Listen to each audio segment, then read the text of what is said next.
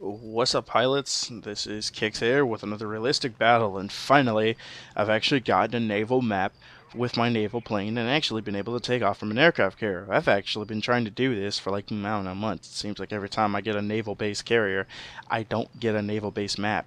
And every time I get a naval base map, I'm in a land-based aircraft. So, well, this was a quick one. This is a quick video today. So while the match was a little bit slow to start up as I climbed altitude, the match was very quick to end, as we're going to skip to about, I don't know, 5 minutes into the battle. So, here we go. Alright, here's about a minute or so later. Around about, what I did was I basically side climbed, I can't speak words today, side climbed along the length of the island, and around about 6,000 to 7,000 feet up. I split-S'd it, rolled it back over, dove, and actually came back up in a climb in the exact same line that I just had climbed. Then once I got a little bit in front of the carriers, I actually turned into the battle itself.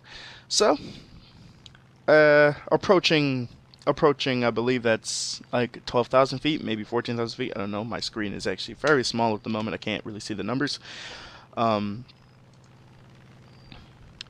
Looking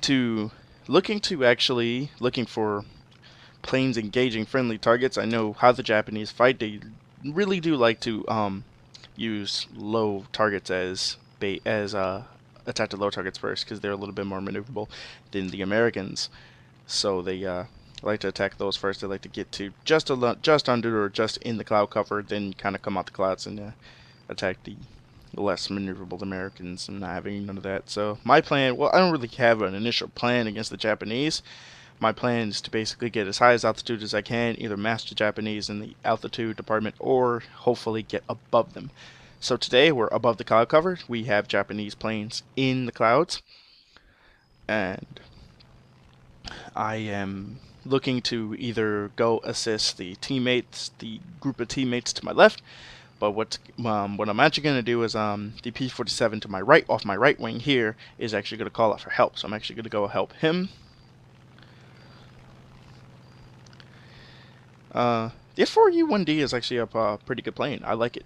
I like the Corsair. I like all the Corsair models, even the especially the 1C, the cannon armed Corsair. That thing's lovely.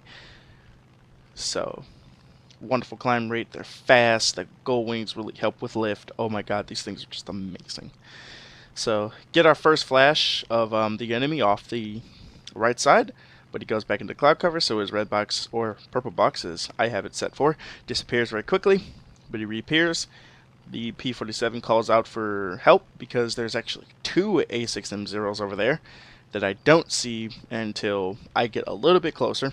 I see the first one pop up. He gets spotted by the P-47, or proxy detected by the P-47, so I see him. The second one's actually in the cloud cover, and I don't see him till it's damn near too late. So right about here, I look down, see the second A6M2 coming up. I roll it, invert it, let him roll past, and then I roll it back over for the initial target. Put shots through, and yes, we all know how Japanese planes are, petrol-soaked rice papers. So 650 calibers across the engine profile, and right into the fuel tank, sparks a fireball. Set it back up for another boom, but don't need to. Fire does its job. Now, noticing that second A6M2 that I just passed initially is actually setting up to get on my 6, so I roll it over in a split S, go head-to-head.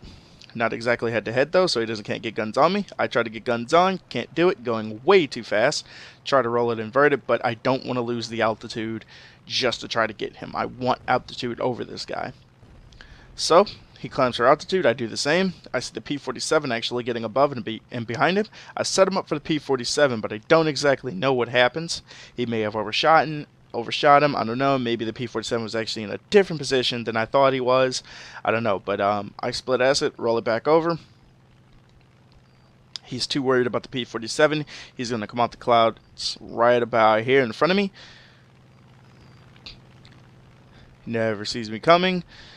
Bad shooting upon, bad aiming upon my part. I should have closed distance before I let loose with these rounds, but I actually wanted to clear the P-47's tail. So he rolls it inverted, tries to dive away. I do the same, crank it, and fireball them. I took a little bit of a gamble there in dropping altitude. Setting myself up for another boom just in case that fire goes out, but don't need to. The fire once again does its job. And that's the end of the battle. Quick like if you do, subscribe if you want to see more. And, well, have a nice day, guys. See ya.